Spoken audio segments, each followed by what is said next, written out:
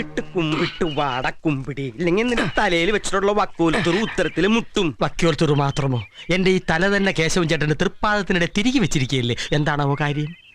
നിന്നെ ഇപ്പൊ ഉണ്ണിയമ്മ അങ്ങോട്ട് വിളിപ്പിക്കും. തള്ള അറിഞ്ഞോ? അതല്ലടാ, രണ്ട് ജാതകങ്ങൾ തമ്മിൽ ചേർച്ച നോക്കാൻ. അപ്പൊ താൻ എന്ത് ചെയ്യും? നോക്കും. നോക്കണ്ടേ? നോക്കണോ? നോക്കണം. നോക്കാം. പക്ഷെ എങ്ങനെ നോക്കിയാലും ജാതകങ്ങൾ തമ്മിൽ ചേരാൻ പാടില്ല. അതിപ്പോ നോക്കിയാലല്ലേ പറയാൻ പറ്റൂ? നോക്കാണ്ട് തന്നെ പറയണം ചേരില്ലാന്ന്. എങ്കിൽ പിന്നെ നോക്കാണ്ടിരുന്നാ പോരെ? അതല്ലടോ, നോക്കിയിട്ട് നിങ്ങളുടെ ഇങ്ങനെ ഒരു പരിപാടി ബുധൻ ശുക്രന്റെ ഉള്ളിക്കറി, ശുക്രൻ ചൊവ്വയുടെ ഉള്ളിക്കറി, വ്യാഴം വെള്ളി ശനി ഞായർ ഇതൊക്കെ വെച്ചിട്ട് ഈ രണ്ട് ജാതകങ്ങൾ ചേരില്ലാന്ന് താനൊരു കള്ളം പറയണം. കള്ളം പറയാനോ? ഞാനോ? കുടുംബി കുമ്പടി കുമ്പടി, നിനക്ക് കള്ളം പറയാൻ ബുദ്ധിമുട്ടുണ്ട് എന്റെ മോനെ. അസ്പ്രസ്ഥാന ഹൃദസ്തന്തയും പ്രവൃത്തിൻമുഖരെ നുണയന്തിയും എന്നൊരു ശ്ലോകമുണ്ട്. പ്രവർത്തിക്ക് നിരക്കാത്ത നുണ പറയാൻ പാടില്ല എന്ന് സാരം.